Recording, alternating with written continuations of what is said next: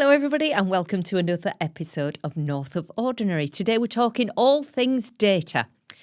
Now, everybody is inundated with data. We get it in from every single angle. But is it too much? And what are we doing with that data? Thankfully, I've got Ben with me here today, who's a project manager on data.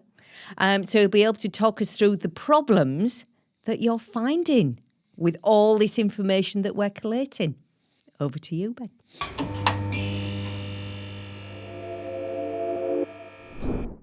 Thank you, Tina. Thanks for having me. Yeah, so there's data everywhere. There's lovely little programs that will help us visualize data in fun and exciting ways. Gone are the days where we're just looking at spreadsheets, although that's still fun as well. No. No? It isn't. No? Okay, maybe that's just me. And you tend to find kind of business leaders get taken away with the hype, with the excitement. So they'll go, big data can do anything you want, and we want to know everything. So they'll embark on a data journey without really knowing what the output is. They'll get taken away with the functionality of reporting and how getting lovely little pie charts, but without getting lost in what the business function of it is. What answers are you trying to solve with the data that you're getting?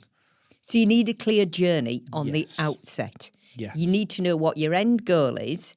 Yes. And then do you work backwards? A little bit, yeah. So you're trying to define the scope. What are you trying to do? Are you trying to reach more customers? How do you do that? And how is your data going to do that is one example. Or you'll look at your competitors. How are your competitors doing? Where are they selling? How much are they selling for? You get a lot of businesses always existed on kind of gut feeling, isn't it? And kind of bringing that data in. But maybe your gut feeling isn't always correct. And you need that data to kind of confirm or disconfirm whether that's the right strategy to go with for your business, and define what success looks like. You're pulling together this data and the reports in order to break into a new market. So you want to know how to sell, who are you selling to in this new market? What kind of price points do you need to sell at? Do they buy products like this already, and how do they buy it? Are you trying to resell Coca-Cola, for example? Because Coca-Cola have got that tied down. You're probably not going to break into it. And you also need to know, is there a product out there already? Yes. Kind of thing, like the Coca-Cola thing. Yes. Are you trying to reinvent the wheel, or is it something totally different? Yes. Right. So where do you start? You need to be able to pull together the problem statement to begin with. What is the solution you are looking for? So let's take what I'm working on at the minute and working with Mars Wrigley, and they actually make Dolmio sauces. Did you know? Didn't know that. And so Mars bar flavoured Dolmio sauces. Now, if you go into like Sainsbury's or Tesco here, you'll see loads of different ranges of Dolmio sauces, garlic and herb, or basil and, I don't know, fish sauce, all different versions of Italian sauce, lasagna sauce, white lasagna sauce. But did you know it doesn't sell so well in Italy? Because these are traditionally Italian sauces. Now, if you try to tell Italians, why don't you buy this sauce for 20p more because it has herbs in it, they will look at you and think, well, I can put my own herbs in it. I know what a lasagna sauce is. You don't need to, you can't sell that to me. That's a different style of customer. Whereas the UK consumer is a little bit more, I don't have to do anything because I can just put this sauce in it. They're happy to be told how to cook. And so your marketing strategies have to be a little bit different. But you can only really tell that through the sales that you're getting. There have been launches in the Italian market where they've done that and then gone, it's not really selling as well as just red sauce, and be able to work with it from there. Now, somebody who is dealing with the finances is probably already known this, but the power of data is decentralizing that data, so it's no longer hierarchical. So analysts can know just as much as the CEO in terms of data, and being able to pull in the reports of that nature as well, because you don't want everything, do you? Sometimes you just want to know, well, how's Dolmio doing? I'm not looking at Mars bars right now. So you have this report then. Mm-hmm. you have this data, do you need to change? Do you need to tweak? Do you need to go off on a different route with anything now that you've got an answer kind of thing? I think that's the question. That's the question that people kind of lose when getting rolled up in all the excitement. They can kind of look at the end product of graphs and things and go, wow, yes, let's just do it, assuming that the data team knows that's what you're thinking. And the data team will have a very good shot at it and in kind of thinking, I think you want this, and kind of put it together. And you may get to the end of your project. You say, right, we absolutely have to have this by the end of September. And you get to the end of September and there's that gap there and you've got no more time left to kind of stitch it together. And so what you need to do is the beginning of any kind of project is confirm it, even if the question sounds silly. So you kind of, we want to sell white lasagna sauce in Italy. And you can go, well, don't they make their own? Do you know what I mean? Have you done your market research and things of that nature? You can get the same amount of data and draw different conclusions from it, which is generally where you need to make sure you've got the end users in mind, I guess, through the journey. How you've sold a product might mean something different to the sales team than it does to the supply chain. Mm-hmm. So you will look at selling, making sure you've got enough stock involved to sell all your chocolates, kind of your big boxes of celebrations in time for Christmas. Yes. But that's going to look different in Israel, where they don't follow kind of Christian holidays, or in more Muslim countries, or India, for example, with Diwali. There's different periods within the year, and you need the data to kind of understand, we need to be prepared for this, looking at different data. So there's always external factors yes. that can mould that data. Yes. And you need a good project manager to be able to ask those difficult questions. And sometimes it may seem obvious, hey guys, have you got enough chocolates to sell for Christmas? Whereas they might not have thought of that. And that needs to be documented in such a way. So we're going to use this report to make sure that we have an appropriate amount of stock in order to sell through our channels coming up to the Christmas period.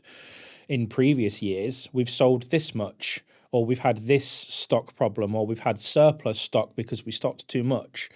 And rather than just going on gut feeling, you've got evidence behind you in the form of data to say, judging by this is the strategy we need to take.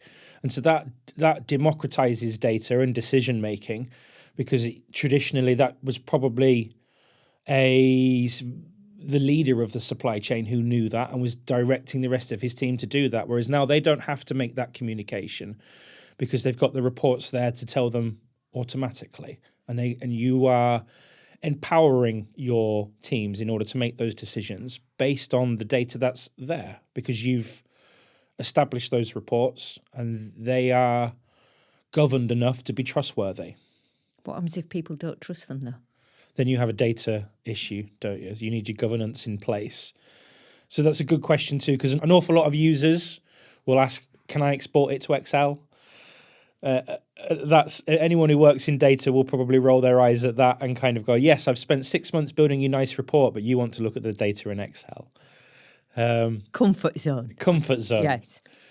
And to some degree, I still think that's healthy. Like, to be able to export it and they can run their own analysis and kind of go, okay, this is correct, that's fine. If they start going, well, actually, I've done this to it and come up with this answer, that's where you're getting into dangerous ground, because you've agreed and aligned what sort of calculations you've got. So I want to, what's my rate of sale?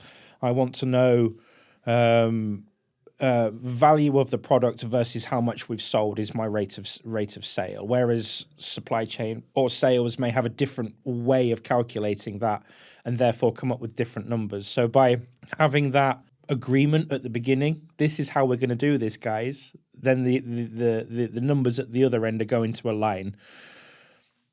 That's the aim anyway. It's not an easy role, is it? No. A project manager. No. There's lots of things in the air, and sometimes you've got to... My style is very much, if I know, I'll tell you, it's fine, and I won't make you feel silly about it. If I don't know, I'm very happy to say, I don't know. My role here is to kind of get experts to speak to each other. And sometimes, like by proxy, you start picking up little bits and you kind of go, oh, no, I understand that. I can answer that question. Or sometimes you go, hang on, leave it with me. I'll come back. Having that kind of open personality is probably good for project management. In a couple of the big Europe projects that I've done in the past, we were building a massive report, which was like a pricing landscape. Again, we'll use the Mars bars example. We're selling Snickers in Italy. Who are the main competitors for Snickers in Italy? It may not be the same as it is in Austria. You may have local tastes will dictate, or local prices will dictate who's really competing against Snickers there. And you need to know that, and you'll have calculations in which to operate your strategies. But Italy might be different from Hungary, for example, in the way they do things. So having your report, it may look the same, but you need it to function the same as well. So we had all those sorts of strategy conversations. And we'd got through quite a few countries where we'd kind of got alignment on that. This is how we're going to calculate it, guys. This is how we make sure those numbers are coming out roughly the same. So, you know, the number 50 in Austria means the same thing as 50 in Italy. It's however you want to see it, until we hit the German market. And the Germans said, hang on, we calculate this differently. We calculate it like this. And your initial gut feeling is to go, no, but we've got a massive program here. We're changing everything. You're going to have to follow us. But then objectively, you kind of go, your calculation works and it works better than ours. We're going to have to go back and change everything. But having that trust in the teams that you've worked with, because you haven't gone in and said, you will do as I say, I am the project manager. You've gone, you know, I'm working with you. I know what I know. And if I don't know, I'll tell you.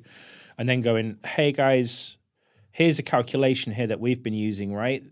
In Germany, they use it differently. I think it works better. What do you think? And fostering that conversation where you may get a little bit of defensiveness. No, I want to do it my way, until you kind of be able to convince people otherwise, or hang on, but if we change it here, you may have to change the way you work a little bit.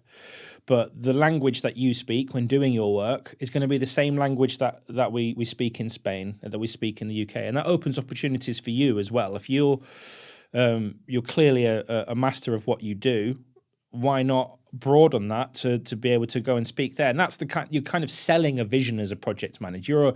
You're a mini business owner under somebody in someone else's business. But it's very much about relationships, isn't it? Being yes. a project manager with your customers, clients, with the people that you work with constantly. You must be constantly with them, kind of thing, guiding them, talking them through everything. Yes, to a certain degree. That's another good thing of having it outlined at the beginning, right? As well as being able to say, this is how we've broken down work, and maybe work with them. Okay, you're going to build this report. How long is it going to take you? Oh, it's going to take me 3 months. Okay. How was that? Break that down for me. What's involved in those 3 months? And then being realistic and kind of saying, actually, guys, I think you can do this in a month, and you're looking for an easy time of it. And just, with that acknowledged, I'll give you 2 months. So I'm still giving you a little bit of leeway, or the other way, and say, I think you're trying to tell me what I want to hear. Actually, I think there's 4 months worth of work here. So if you tell me that now, we don't have delays, unexpected delays elsewhere, and being nice about it. So, okay, guys, I think you need a little bit of extra time is more like, I'm helping you out here. Yes. You said earlier you're bringing in experts and helping people out. How does AI do that for you? Do you use AI that much? Yes, I do. And it's an excellent question, because there's different visions of project management traditionally, depending on the structure of any given business. So I've worked in a few different industries, and it works differently in different places. Some people see project management as a tick boxing exercise. So you're just the person who makes sure that the meetings are scheduled and that the minutes are taken and that you're doing the following up and the people. And to some degree, there's credence to that argument. You know, when you are a junior project manager, that's the sort of thing you can wrap your head around. I understand this. I'm the organizer. I can keep things organized. That's easy. But having the confidence to kind of speak up and say, I don't understand this, therefore I don't think your users are going to understand this, and putting yourself in what is a vulnerable position is where the real project management happens. So AI, I think, is going to make breaking into project management a little bit more difficult, but it's not going to overtake it completely. Anyone who's understands project management will understand that the grunt work is gone, the boring work is gone. I don't have to schedule this now. I can say, right, we're going to have a meeting for 3 months, and it's going to happen on a Tuesday and a Thursday. AI, can you just arrange this for me? And if anybody needs to change it appropriately and let everybody know. And it's about using it. And I guess this is the same with every AI message, is about getting your prompts right and making sure that you're asking AI the right questions. And it's the same with project management. You can get rid of the organization questions now. Now you can ask how does this really work? Are we really solving the business problem? And being able to challenge leadership, I guess, because you may have a project or a data product that's been really championed by someone quite senior. And then as a project manager, you've asked a certain amount of questions until you realize, I don't think this is quite solving the problem you think it is. And being able to have those conversations and kind of say, here's a gap that I think is. I mean, any professional will also offer some solutions, but being able to be proactive in the outcomes, not just the task ahead. So on the back of that, can you have too much data? And is all data good, or is the bad data as well? Good question. I'll answer the first one first. You can have too much data. You need to be aware of what data you need. For your project. What are you trying? What business problem are you trying to solve? And GDPR is a good one for that. So sort of 10, 15 years ago, you'd just say, just get all data of everything about everyone and what are they doing, and you kind of think that's not appropriate. But it's also it's not helping me, and what I'm trying to do is understand why we're selling more product in this area at this time than elsewhere. There's context around it as well. And then can you have bad data? Absolutely. And that's back to the governance part. And that's the trust part as well, which is a fundamental thing as in my journey as being a data project manager specifically. If you will have stalwarts of leaders who have tried and tested their own spreadsheets and live and die by them, who will find a fault in the report that you're making and say, because I found this mistake here, therefore all the work here is irrelevant. And you have to be able to navigate that to a point where you can build their trust again. And that starts again at the very beginning. A good example of this is when we get purchasing data in. Not all chocolate bars are the same weight. You get fun size things, but you may not have that in the description. And the only way you can get that is the field is in grams. And so you might have a 55 gram bar of Snickers, but that might be 15GR. And then you might have some that are 15G or 15GRAMS. And obviously when you're processing this, it doesn't understand that it's the same data. And so when this person comes to the report and says, show me how much we've sold of the 55 grams of Snickers, and they're only getting a snapshot and it's not the clearest picture because the data hasn't been cleaned enough in order to understand that it's correct. Now I'm waiting for AI to be able to solve those sorts of problems. I was going to say, would AI be the... It feels like it should. But it still needs humans involved quite heavily. But it's getting there. It's getting there. It's not an easy thing, is it? Data, definitely not. No, because you can shape it in any way, and you've got to make sure that the shape fits the where it's trying to be fit into. You've talked about Mars Wrigley, but what does data mean to smaller businesses, SMEs, startups, etc.? It's a great question. I think you have to limit your capabilities, I guess.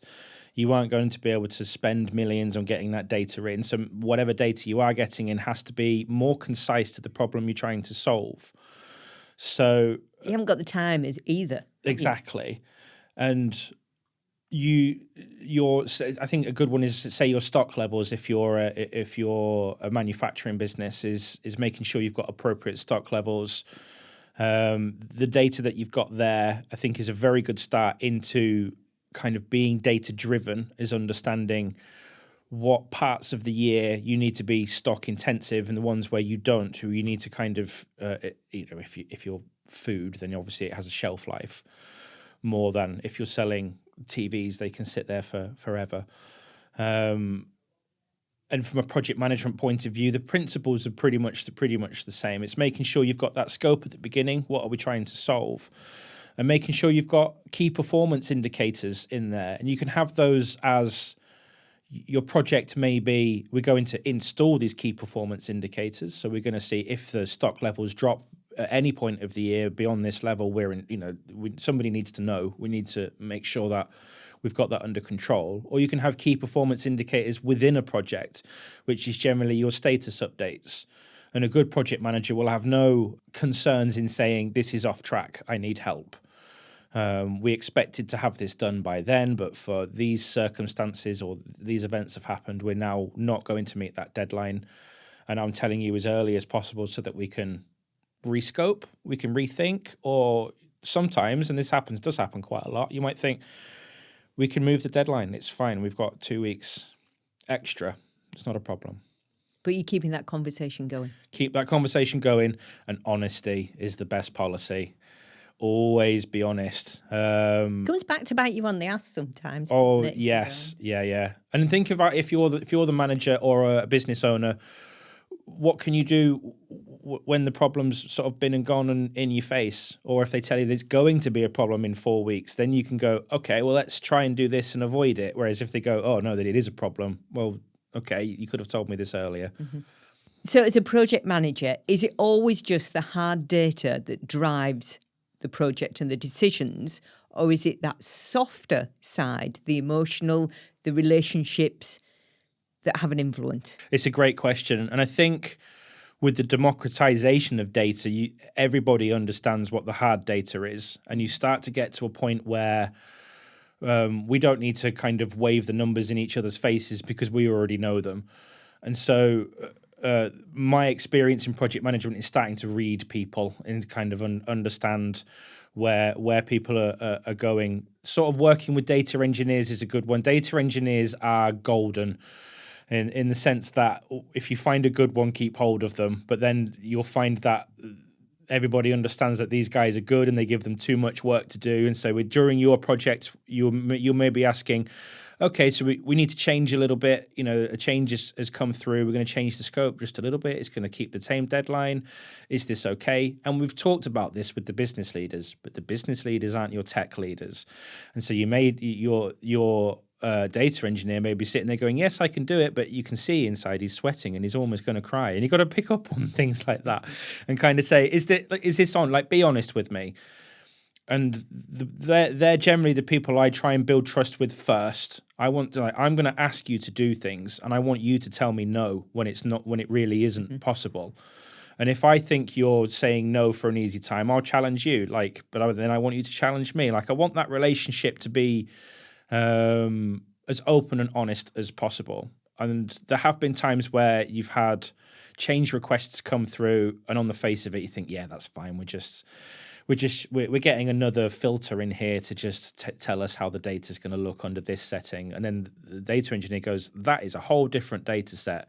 That is a project unto itself. I can't do that in 2 weeks' time.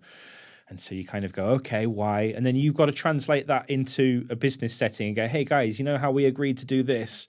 It's probably not going to happen because of this. My recommendation is that we put this into a phase 2.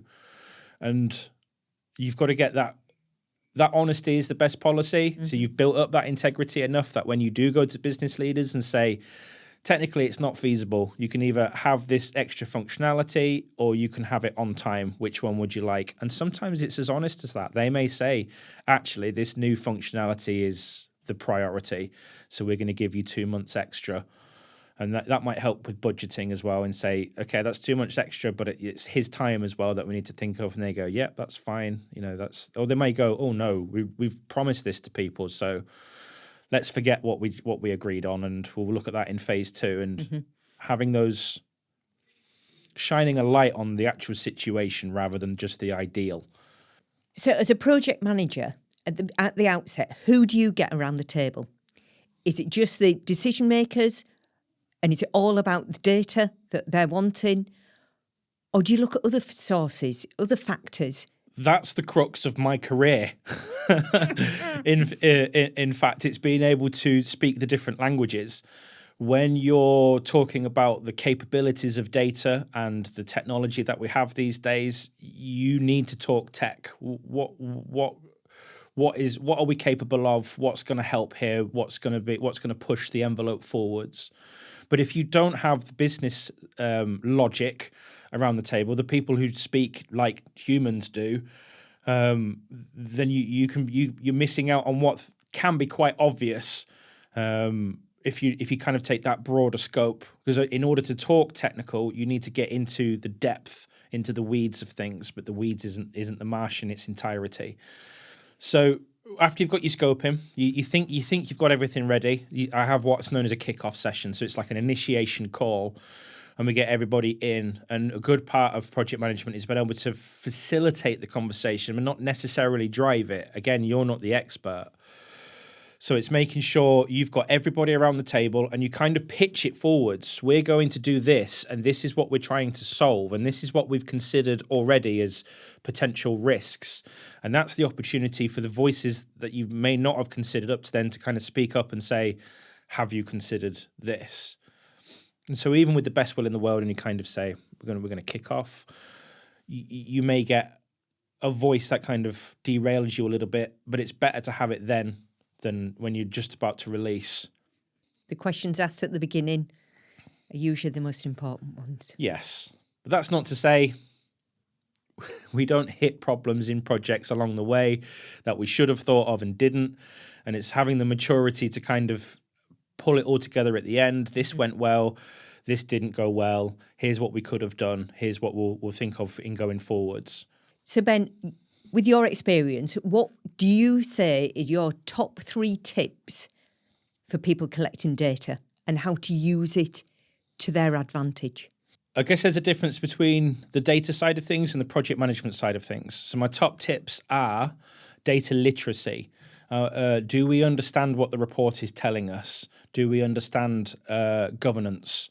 Because what we find is the people who understand the hows, whats and whys of the boring stuff of data governance, they tend to ask if they can export less. That it develops trust in the reports that they're seeing, and any mistakes they find is for the team to resolve and bring that up. So data literacy is definitely top of the list. For project management is documentation and communication.